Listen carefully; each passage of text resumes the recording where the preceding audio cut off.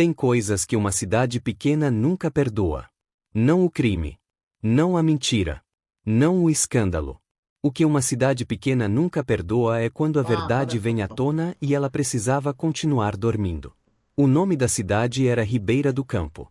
18.000 habitantes, uma praça central, uma farmácia, 2 mercados e uma igreja que era mais antiga do que qualquer memória viva daquele lugar. Uma cidade onde todo mundo se conhecia pelo nome, pelo sobrenome e pela história da família. E onde todo mundo sabia que Lara Mendonça era a moça mais devota da paróquia de São Benedito. Lara tinha 22 anos quando o padre Henrique chegou a Ribeira do Campo. Ela estava na missa das 7 da manhã, como toda semana, como havia feito desde os 12 anos, quando a avó a ensinou que Deus ouvia melhor quem chegava cedo. Estava no terceiro banco da direita, de vestido florido e cabelo preso, quando a porta lateral da sacristia se abriu e um homem que ela nunca havia visto subiu ao altar. Era jovem para ser padre. 30 e poucos anos, talvez. Ombros largos dentro da batina preta, olhos claros que varreram a nave da igreja com uma atenção que parecia genuína, como se cada rosto ali fosse importante. Quando ele sorriu antes de começar a missa, Lara desviou o olhar para o chão. Não por vergonha. Por algo que ela não soube nomear naquele momento. A missa foi diferente naquele dia. O homem pregava como quem conversa, não como quem declama. Usava palavras simples. Contava histórias. Ria quando a situação permitia. Quando terminou e desceu do altar para cumprimentar os fiéis, parou diante de Lara e estendeu a mão. Padre Henrique, disse ele. Recém-chegado, como você já deve ter percebido. Lara, ela respondeu, apertando a mão rapidamente. Bem-vindo à paróquia. Você vem toda semana? Toda semana desde os 12 anos. Ele inclinou levemente a cabeça, como se aquela informação fosse mais interessante do que ele esperava. Então eu vou te ver muito por aqui. Era uma frase sem segundas intenções. Completamente normal. O tipo de coisa que um padre diz para um fiel devoto numa cidade pequena. Mas quando Lara saiu da igreja naquele manhã e caminhou de volta para casa, ela percebeu que havia decorado cada detalhe daquele rosto. E que isso não estava certo. Lara morava com a mãe, Dona Conceição, numa casa de 3 cômodos na Rua das Mangueiras. O pai havia morrido quando ela tinha 8 anos, acidente de trabalho numa carvoaria. Desde então, as duas viviam do dinheiro que a mãe ganhava costurando roupas para as famílias do bairro e de um auxílio do governo que chegava todo mês com pontualidade incerta. Lara havia terminado o ensino médio, havia tentado o vestibular uma vez e não havia passado, havia tentado de novo e ficado de fora por 2 pontos. Trabalhava meio período na papelaria da Dona Eunice e guardava dinheiro para tentar uma terceira vez. Era uma vida pequena. Mas era uma vida honesta, e ela sabia disso. A fé era o centro de tudo. Não uma fé de aparência, daquelas que enchem banco de igreja no Natal e somem em março. Era uma fé de raiz, plantada pela avó e regada por anos de presença, de oração, de confissão quinzenal no confessionário escuro da nave lateral. Quando o padre Henrique assumiu a paróquia, foi natural que ele passasse a ser o padre das confissões de Lara. E foi no confessionário que tudo começou a mudar. A primeira vez foi uma quinta-feira de outubro. Lara entrou no confessionário como sempre fazia, ajoelhou no reclinador de madeira gasta, fez o sinal da cruz, esperou. Do outro lado da grade, o padre Henrique estava presente. Ela reconhecia a respiração calma, o silêncio atento que havia se tornado sua marca. Ela confessou as coisas de sempre. Um pensamento de inveja, uma rispidez com a mãe, uma mentira pequena para escapar de uma obrigação social. Quando terminou, houve uma pausa mais longa do que o costumeiro. Lara, ele disse, com a voz baixa que o confessionário exigia. Posso te perguntar uma coisa fora do âmbito da confissão? Ela franziu o senho no escuro. Pode. Você parece carregar um peso que vai além do que me contou. Não é julgamento. É uma observação. Há algo que você está guardando há muito tempo? A pergunta chegou de um jeito estranho. Como se ele soubesse. Como se houvesse algo que ela mesma não havia admitido nem para si. E havia. Havia o medo de nunca sair daquela cidade. Havia a culpa de querer mais do que a vida que a mãe havia dado. Havia um luto pelo pai que ela nunca havia chorado de verdade porque precisava ser forte para Dona Conceição. Ela contou tudo. Ali mesmo, no confessionário, numa tarde de outubro que tinha cheiro de vela e madeira velha. Quando terminou, o padre Henrique ficou em silêncio por alguns segundos. Obrigado por confiar em mim, disse ele, com uma gentileza que pareceu real demais para ser protocolo. Lara saiu da igreja com os olhos úmidos e uma sensação estranha no peito. Não era o alívio habitual da confissão. Era outra coisa. Algo que ela não queria examinar de perto. Obrigado, Nos mano. meses seguintes, a relação entre os dois cresceu de um jeito que parecia, de fora, completamente normal. Padre Henrique havia criado um grupo de jovens na paróquia. Lara foi das primeiras a se inscrever. Os encontros eram às quartas-feiras, na sala dos fundos da igreja. Leitura, discussão, projetos sociais para o bairro. Era o tipo de coisa que uma cidade pequena precisava e raramente tinha. Ela começou a ajudar na organização. Chegava mais cedo, ficava depois que os outros iam embora. Havia sempre alguma coisa para resolver, Tem mais alguém cartazes, aí? Tem alguém? planilhas, contatos com Tem ninguém voluntários. nessa live aí? E sempre havia o padre Henrique, do outro lado da mesa, tratando-a com uma atenção que ela nunca havia recebido de ninguém. Ele perguntava sobre o vestibular, sobre os livros que ela lia, sobre o que ela sonhava para a própria vida. Conversas que nenhum padre havia tido com ela. Conversas que nenhum homem havia tido com ela. Lara sabia o que estava sentindo. Não era ingênua. Sabia que aquilo era errado, sabia que ele era padre, sabia que havia uma fronteira que não devia ser cruzada. Mas ninguém havia lhe ensinado o que fazer quando a fronteira começa a ser apagada pelo outro lado. A primeira vez que ele tocou na mão dela foi num dia em que ela estava chorando. Havia brigado com a mãe, uma dessas Obrigado, brigas sem Ismael. assunto real, que são sobre tudo que nunca foi dito. Havia chegado à paróquia com os olhos vermelhos e tentado disfarçar. Não havia conseguido. Ele percebeu. Chamou-a para uma conversa na sala da sacristia. Fechou a porta, não de chave, apenas encostou. Perguntou o que havia acontecido. Ela contou. E quando as lágrimas vieram de novo, ele puxou a cadeira para perto e colocou a mão sobre a mão dela em cima da mesa. Você não está sozinha, disse ele. Era uma frase simples. Mas para uma menina que havia crescido se sentindo exatamente isso, aquelas 4 palavras foram mais poderosas do que qualquer sermão. Ela não retirou a mão. E ele não retirou a dele. Depois daquele dia, a fronteira desapareceu tão devagar que Lara não conseguiu identificar o momento exato em que cruzou. Quando ela descobriu que estava grávida, estava sozinha no banheiro da papelaria com um teste comprado na farmácia do lado, às 7 da manhã de uma terça-feira de abril. A linha apareceu antes mesmo do tempo indicado na embalagem. Lara ficou olhando para aquele objeto de plástico por um tempo que ela nunca conseguiu calcular. Depois abriu a torneira, colocou o rosto embaixo da água fria e ficou assim até que a dona Eunice bateu na porta perguntando se estava tudo bem. Estou, ela respondeu. Passou. Nada havia passado. Naquela noite, ela foi até a paróquia. Não havia grupo de jovens, não havia missa. Havia apenas ela, batendo na porta lateral da sacristia às 8 da noite. O padre Henrique abriu a porta. Quando viu o rosto dela, ficou quieto. Preciso falar com você, disse ela. Ele a deixou entrar. Ela contou com 3 palavras. Ele ouviu sem piscar. E então veio o silêncio, o tipo de silêncio que diz tudo antes de qualquer palavra. Lara, ele disse, finalmente. Você tem certeza? Tenho. Ele se levantou. Caminhou até a janela. Ficou de costas para ela por um tempo. Isso não pode saber, disse ele, ainda de costas. Você entende, não entende? Ela sentiu algo endurecer dentro do peito. Estou entendendo o que você está me dizendo. Não é o que você está pensando.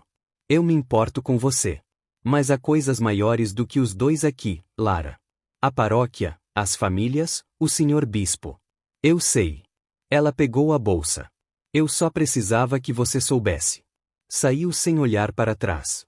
Caminhou até a praça central, sentou num banco de cimento frio e ficou olhando para as luzes apagadas da cidade que nunca dormia completamente. Sempre havia uma janela acesa em algum lugar. Naquela noite, ela entendeu que estava completamente sozinha. Nos dias seguintes, o padre Henrique a evitou com uma habilidade que só poderia ter sido praticada. Nas missas, olhava na direção dela mas não para ela. No grupo de jovens, distribuía atenção com equilíbrio cirúrgico, A mesma quantidade para todos, nunca mais para ela. Quando ela chegou cedo numa quarta-feira e ficou esperando na sala enquanto os outros ainda não haviam chegado, ele entrou, a viu, e saiu buscando um pretexto qualquer. Estava sendo apagada. Metodicamente, cuidadosamente, como quem apaga uma lousa antes que alguém possa ler o que estava escrito. Lara foi a única pessoa em quem podia confiar. Dona Conceição estava na cozinha quando a filha entrou e sentou à mesa sem dizer nada. A mãe virou, olhou para o rosto da filha, e colocou a colher na beira do fogão. O que foi? Lara contou tudo. Não pela metade. Tudo. Dona Conceição ouviu sem interromper. Quando terminou, havia um silêncio diferente de todos os silêncios que aquela cozinha havia guardado. A mãe ficou em pé diante do fogão por um tempo longo. Depois veio sentar na cadeira de frente. Quantos meses? 2, talvez. Obrigado, mano. Ainda não fui ao médico. Vai amanhã. Cedo. Mãe. Amanhã cedo, Lara. A voz era firme mas sem raiva. Depois a gente pensa no resto. Lara esperava choro. Esperava gritos. Talvez até esperasse ser colocada para fora. O que não esperava era aquela serenidade estranha, que parecia não ser serenidade, mas algo muito mais fundo, como alguém que já havia ensaiado aquele momento sem saber que estava ensaiando. A cidade começou a perceber o que Lara ainda tentava esconder no quarto mês. Ribeira do Campo era do tipo de lugar onde o tamanho da barriga de uma moça solteira era assunto de calçada. As olhadas começaram discretas e foram crescendo. A dona Eunice não disse nada, mas passou a escalar Lara para o estoque em vez do balcão. As mulheres da paróquia cumprimentavam com um sorriso que tinha pena dentro. No grupo de jovens, os olhares trocados quando ela entrava na sala diziam mais do que qualquer palavra. O padre Henrique anunciou numa missa de domingo que havia pedido transferência para outra diocese. Motivo de saúde, disse ele, o clima seco do interior não estava fazendo bem. A congregação aplaudiu com carinho. As senhoras mais devotas foram falar com ele depois da missa para desejar boa sorte. Lara estava no banco habitual quando ele fez o anúncio. Obrigado, Ismael. Não se mexeu. Não olhou para ele. Ficou olhando para o Cristo na parede da frente durante toda a missa, aquela imagem de madeira entalhada que ela havia olhado toda semana desde os 12 anos e que de repente parecia não ter nenhuma resposta para dar. Quando saiu da igreja, uma senhora mais velha que ela conhecia desde criança a parou na calçada. Lara, minha filha. A voz era de quem está prestes a dizer uma coisa difícil com gentileza. Vai ser difícil. Mas Deus não abandona. Lara olhou para a senhora por um momento. Não, disse ela. Só algumas pessoas abandonam. E continuou caminhando. O padre Henrique foi embora numa manhã de segunda-feira, sem missa de despedida, sem celebração. Uma van parou na frente da paróquia às 6 da manhã, 2 assistentes carregaram as malas, e o carro sumiu pela estrada de terra que levava à rodovia principal. Lara soube disso mais tarde, quando passou pela praça a caminho da farmácia e viu a paróquia com as luzes apagadas. Ela parou na calçada em frente à porta fechada. Ficou ali por alguns minutos. O vento levantou a barra do vestido. Uma folha seca passou pelo calçamento. Depois ela continuou caminhando. A menina nasceu em novembro, numa madrugada de chuva fina. Lara ficou em trabalho de parto por 14 horas no hospital municipal. Dona Conceição ficou do lado de fora da sala porque não era permitido entrar, rezando em voz baixa numa cadeira de plástico do corredor. Quando trouxeram a criança para Lara nos braços, ela ficou olhando por um longo tempo. A menina tinha os olhos fechados, a boca entreaberta, os dedos minúsculos apertados um contra o outro. Como vai chamar? Perguntou a enfermeira. Lara demorou para responder. Clara, disse ela. Clara Mendonça. O sobrenome do pai não entrou. A vida que se seguiu foi feita de detalhes concretos. A dona Eunice a manteve no emprego, agora de manhã inteira, porque Dona Conceição ficava com Clara enquanto Lara trabalhava. Havia uma creche comunitária que aceitava crianças a partir dos 6 meses. Havia o auxílio que continuou chegando, agora com um valor a mais pelo nascimento da filha. Não era fácil. Mas estava longe de ser impossível. O que era difícil era o silêncio da cidade. Não o silêncio de quem não sabe. O silêncio de quem sabe e decidiu não perguntar. As pessoas que a cumprimentavam e desviavam o assunto. As mulheres da paróquia que vinham ver Clara com aquele sorriso de pena que não era compaixão, era alívio de que não havia acontecido com elas. Ninguém perguntou abertamente quem era o pai. Mas todos faziam as contas no silêncio. Houve um dia em que o assunto chegou aos ouvidos do novo padre, um homem de 60 anos, calado, que havia assumido a paróquia depois da saída do padre Henrique. Ele chamou Lara para uma conversa no escritório da sacristia. Lara, eu soube da sua situação, disse ele, com a voz grave de quem escolhe as palavras com cuidado. Se precisar de apoio da paróquia, pode contar. Apoio em que sentido? Ela perguntou. Ele não respondeu de imediato. Em qualquer sentido que você precisar. Ela olhou para o homem velho sentado do outro lado da mesa, naquele mesmo escritório onde havia acontecido coisas que ela não ia nomear em voz alta. Obrigada, padre, disse ela. Mas eu me viro. E saiu. Clara tinha quase 2 anos quando a carta chegou. Era um envelope branco sem remetente, postado de uma cidade do sul do país que Lara não conhecia. Dentro, uma folha dobrada em 3. A letra era dele. Ela reconheceu antes mesmo de começar a ler. Lara, não espero que você entenda. Nem que perdoe. Escrevo porque tenho pensado muito e porque guardar isso sozinho ficou grande demais. Saí do sacerdócio. Não por escolha fácil, foi um processo longo com o bispo e com a minha própria consciência. Estou trabalhando numa escola agora. Sei que Clara existe. Sua mãe escreveu para a diocese quando você estava grávida. Não me avisaram, soube depois, quando já havia saído. Não estou pedindo nada. Não tenho direito de pedir. Só quero que você saiba que me arrependo do que fiz, não da Clara, nunca dela, mas de tudo que fiz antes. Do jeito que usei uma posição de confiança para me aproximar de você. Demorei para nomear isso do jeito certo. Mas nomear corretamente foi necessário para mim. Se um dia você quiser falar, esse é meu contato. Se não quiser, eu entendo. H. Lara leu a carta 2 vezes. Dobrou de volta, colocou no envelope, e foi até a gaveta da comoda do quarto. Abriu a gaveta, colocou o envelope lá dentro, e fechou. Foi buscar Clara na sala, que estava tentando empilhar blocos de madeira coloridos no tapete. Caiu, disse a menina, apontando para a pilha desmoronada. Caiu, confirmou Lara, sentando no tapete do lado dela. A gente empilha de novo. Ela não abriu mais a gaveta naquele dia. Não naquela semana. Não naquele mês. A carta ficou na gaveta. E a gaveta ficou fechada. Lara não contou para Dona Conceição. Não contou para ninguém. A carta existia num espaço que era só dela, nem perdão, nem condenação. Apenas um papel dobrado dentro de um envelope branco, esperando por uma decisão que ela ainda não havia tomado. Às vezes, tarde da noite, depois que Clara dormia e a casa ficava quieta, ela abria a gaveta e ficava olhando para o envelope sem pegar. E então fechava de novo. Porque havia coisas para as quais não existia resposta certa. Havia dores que nenhuma palavra, nem de remorso, nem de explicação, era capaz de desfazer. Havia uma menina de cabelo cacheado que acordava todo dia às 6 da manhã chamando pela mãe, que ainda não entendia porque algumas crianças tinham pai e ela não, que um dia ia perguntar e ia merecer uma resposta verdadeira. E havia uma mulher que estava aprendendo, devagarinho e às vezes com muita raiva, que sobreviver a algo não é o mesmo que superar. Que carregar uma coisa pesada não significa que ela vai pesar para sempre do mesmo jeito. Que às vezes o que a gente chama de fé muda de forma, não desaparece, só deixa de caber na mesma embalagem de antes. Na última noite do ano, Lara colocou Clara no colo na varanda dos fundos da casa e ficou olhando para o céu enquanto os fogos estalavam lá longe, sobre a praça central de Ribeira do Campo. O que é aquilo? Clara perguntou, apontando para o brilho distante. Fogos, respondeu Lara. Por quê?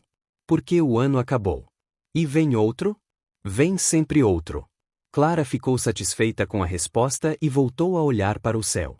Lara segurou mais firme e ficou assim, com a menina no colo, o cheiro de pólvora no ar, a cidade inteira acordada lá fora e a gaveta fechada lá dentro. A gaveta continuaria fechada por quanto tempo fosse necessário. Ou para sempre. Só Lara poderia decidir isso. E ela ainda não havia decidido.